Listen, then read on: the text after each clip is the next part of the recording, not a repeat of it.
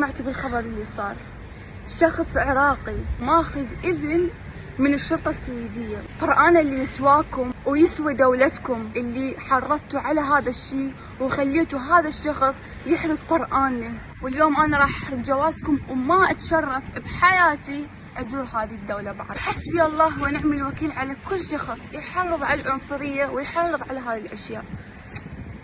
وهذا الجواز السويدي اللي ما أتشرف بحياتي بعد أرجع للسويد، وهذا جوازكم مثل ما تشوفون لا يحترق، مثل ما حرقتوا قرآننا الله يحرق قلبكم. أنا طلعت من العراق 2015 شهر الخامس، عشت بتركيا فترة ما يقارب ال6 أشهر. وراها فترة شفت أغلبية العالم تطلع عن طريق البحر، تخاطر بحياتها حتى تروح لأوروبا. وبالضبط أنا همين سويت نفس الشيء وطلعت من تركيا وهاجرت للسويد نفس السنة 2015. طولت رحلتي ما يقارب أسبوعين، بحر، باصات، خيم. قضيت 3 أيام يومين بالخيم، واستمرت من دولة لدولة، خيم عاد بعدين وصلت السويد. بكل صراحة كانت وقفتي هي لنصرة القرآن ونصرة بلد العراق، لأن هذا الشيء يخصنا إحنا، يشرفنا، وأتمنى من كل الدول العربية ما تسكت عن هذا الشيء واللي سويته أنا اليوم. وصراحة أتمنى كل الناس تساندني وتساند هذا القرآن الكريم. بس بعد ما احترق الجواز مثل ما تشوف بعد أصلا ما أقدر أبدله، فخلاص فدوة والله يعوض يعني. بس مستقرة بالعراق. أهلك هنا بغداد؟ أي نعم. أنا بصراحة درست الثانوية وبوقتها يعني قررت أهاجر.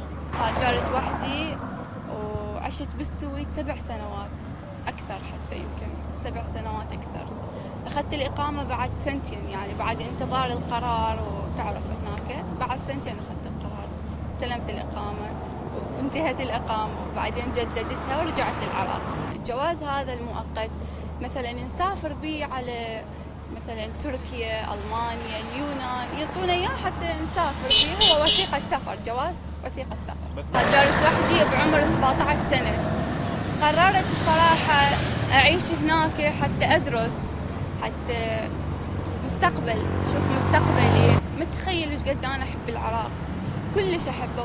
يعني انتظرت اللحظه هاي حتى اخذ اقامه، حتى ارجع اشوف امي، حتى خلاص استقر هنا. والحمد لله والشكر. وبعد يعني ما كبرت، وعيت اكثر، خلاص انا صرت قويه اكثر. بس الشيء المهم انه هذا الاسم دولتهم كان موجود هنا بسويدن، انه هذا الشيء مستمسك مالتهم، راجع لدولتهم. وما يشرفني اليوم انه اعود لهذه الدولة مرة ثانية. واتمنى الدول العربية تضغط على هذا المجرم وهذا الفعل، حرق قرآننا. اتمنى يعيدوه للعراق.